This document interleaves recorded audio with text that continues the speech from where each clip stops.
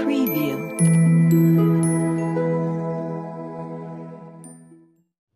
Ada 3 syarat utama ya agar amal ibadah kita itu diterima oleh Allah Subhanahu wa taala.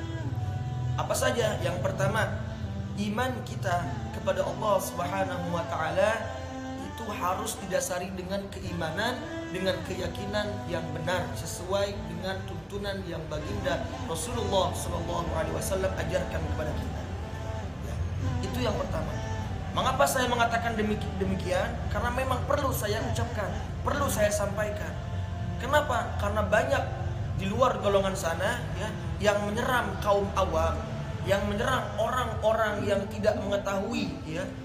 Mereka menyerang dari segi akidah, mereka menyerang dari segi keimanan, keyakinan kepada Allah Subhanahu wa taala dengan menyampaikan keimanan, keyakinan yang menyimpang, yang menyeleweng.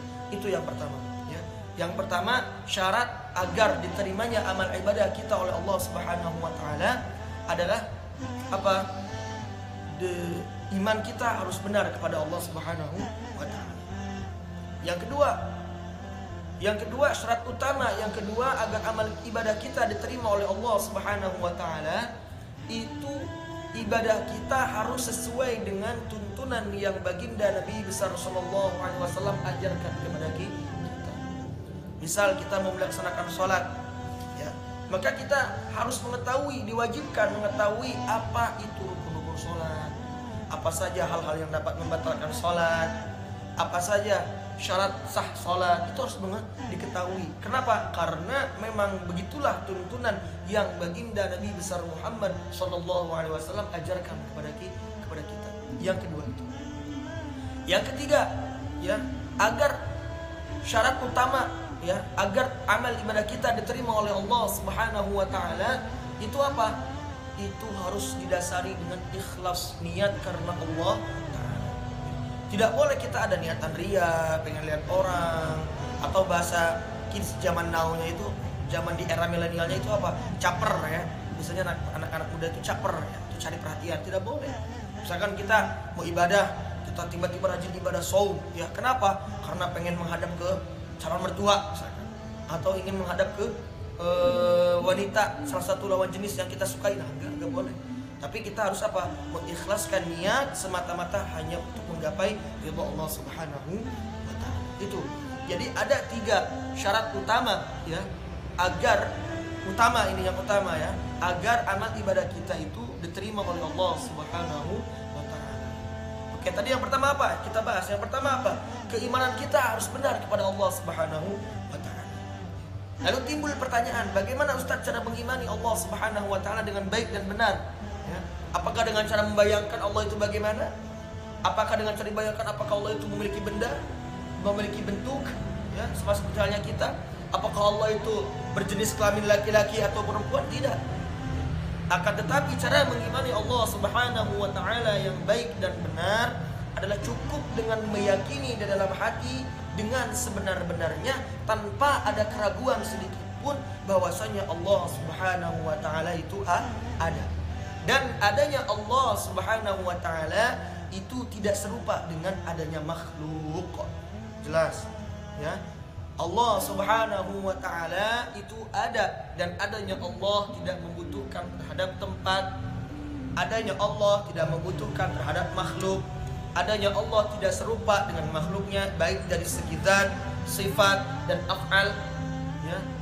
Ya, jadi perlu saya sampaikan masalah ini ya agar kita semua tahu bagaimana cara beriman kepada Allah Subhanahu wa taala yang benar ya, yang sesuai dengan ajaran yang Rasulullah sallallahu alaihi wasallam sampaikan kepada kita ya.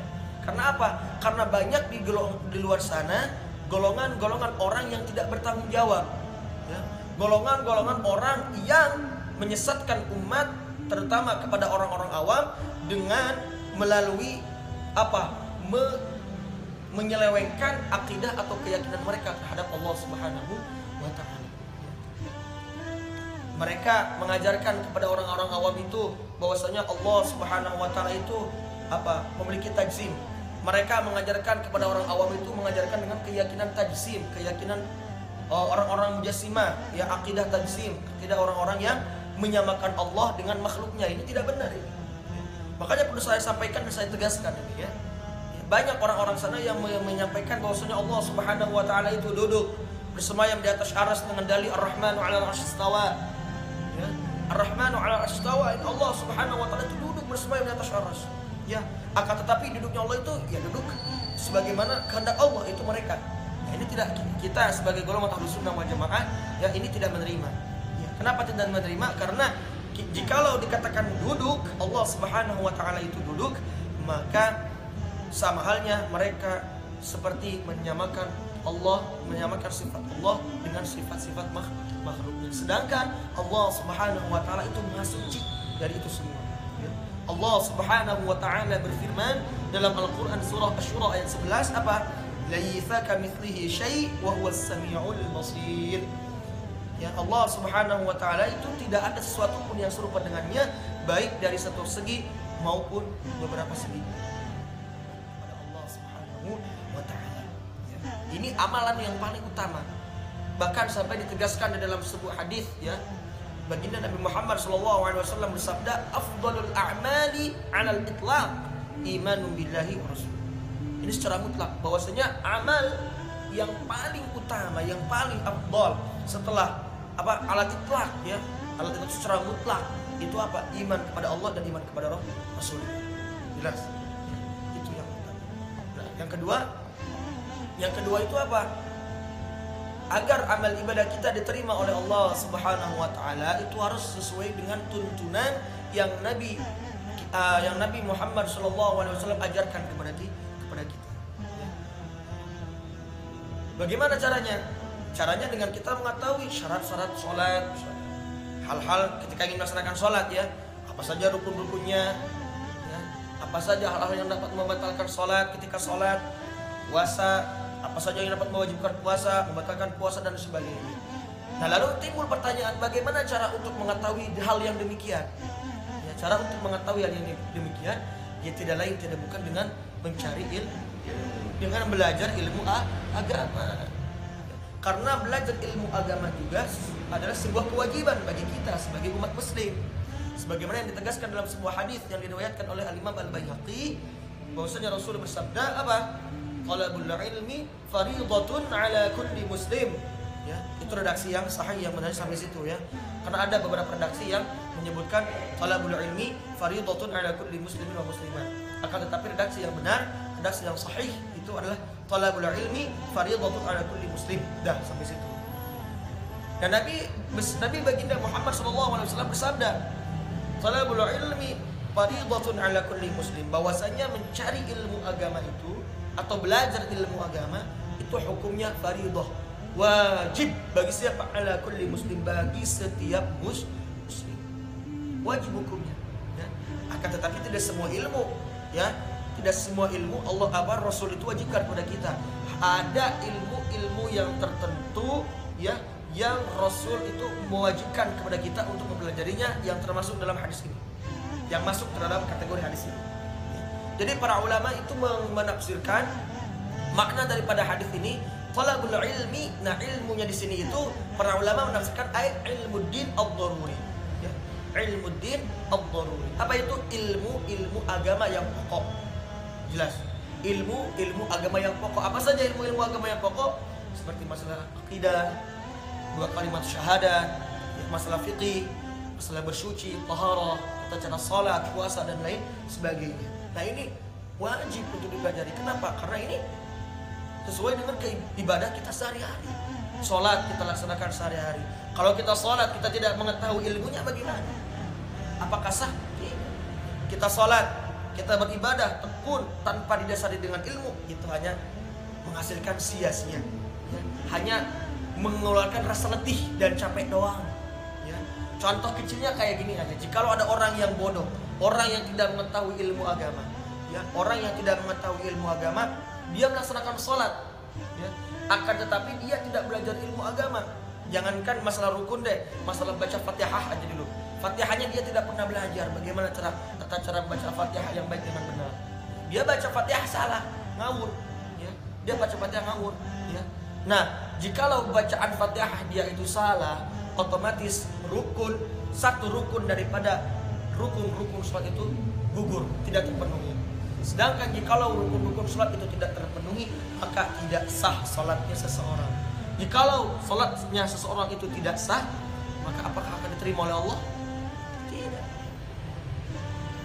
Bahkan lebih parah lagi, ya, jikalau ada orang yang tidak mengetahui tata cara membaca suratul Fatihah, ya, dalam sholat, itu bukan hanya sekedar tidak sah dalam sholat, akan tetapi bisa menghantarkan kepada dosa besar, bahkan bisa menghantarkan kepada kekufuran. Contoh Allah Subhanahu wa taala berfirman dalam Quran surah Fatihah, Iyyaka na'budu wa iyyaka nasta'in. Iyyaka na'budu wa iyyaka nasta'in. Itu kan dibacanya dengan syiddah, dengan tasydid, ya kan? Iyyaka. Akan tetapi ada orang yang tidak belajar ilmu agama, orang yang tidak mengetahui, orang yang bodoh. Dia baca Iyyaka na'budu wa iyyaka nasta'in tanpa dengan apa? Tanpa dengan tasydid, ya, dengan tasydid. Maka ini artinya fatal, saudara. Artinya fatal ini, ya. Yang asalnya iyyaka na'budu, hanya kepada Engkau lah na'budu, kami menyembah, wa iyyaka nasta'in, dan hanya kepada Engkau lah kami meminta pertolongan. Ketika dia dibaca tanpa tasydid, maka fatal, artinya lain, berubah. Artinya jadi apa? Iyyaka na'budu, hanya kepada sinar matahari lah kami menyembah. Allah. Ini artinya jadi fatal, ini jadi kufur, ya. Hanya kepada Engkau lah kami hanya kepada sinar matahari lah kami menyembah. Ini kan bahaya, menyembah kepada sinar matahari. Perbuatan apa? Perbuatan kufur, ya. Makanya itulah, ya, Rasulullah SAW mewajibkan kepada kita untuk belajar ilmu agama. Karena disinilah sisi pentingnya masalah ilmu agama.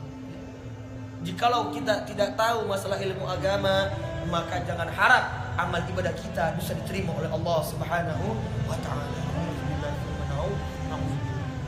Makanya bersyukur nih kita yang hadir pada majelis ta'lim harian ini, ya, di subuh yang insyaallah Allah berkati ini, ya.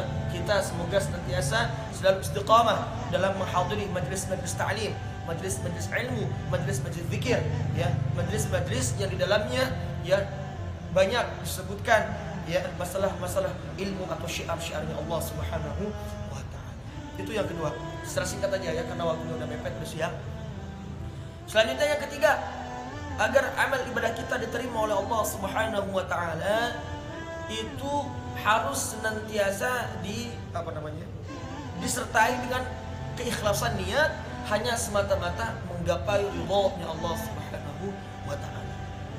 Gini, saya dulu pengalaman, ya, mondok di Jawa, itu setiap belajar dari jam 7 pagi, dari pukul 7 pagi sampai jam 1 siang, itu setiap pergantian jam, itu para mu'alim kita, para guru kita, setiap pergantian daras itu mereka Masya Allah tidak bosan-bosan untuk mengingatkan kepada kita sebagai santrinya, akhlisun nawaya lillahi ta'ala, akhlisun niyah lillahi ta'ala. Hei para santri, hei para pencari ilmu, hei para penuntut ilmu, ketika kalian ingin mencari ilmu, jangan lupa akhlisun nawaya lillahi ta'ala, ikhlaskan niat karena Allah Subhanahu wa ta'ala.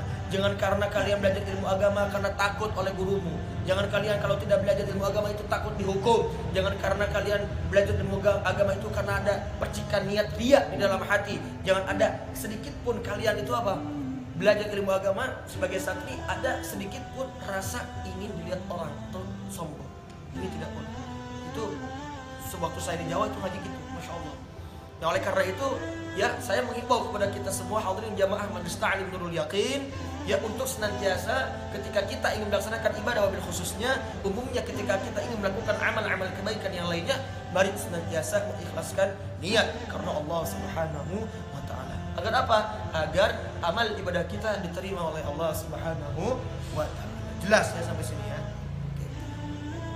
Sesuai dengan hadis Nabi baginda Nabi Muhammad sallallahu alaihi wasallam yang riwayat yang disebutkan, ya, dalam hadis Al-Arba'in An-Nawawi, ya.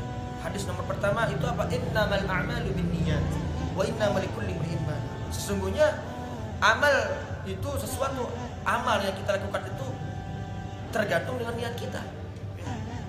Makan aja nih, makan, minum, misalkan ini minum ya, minum. Kita minum, ini perkara makan atau minum itu asalnya hukumnya mubah.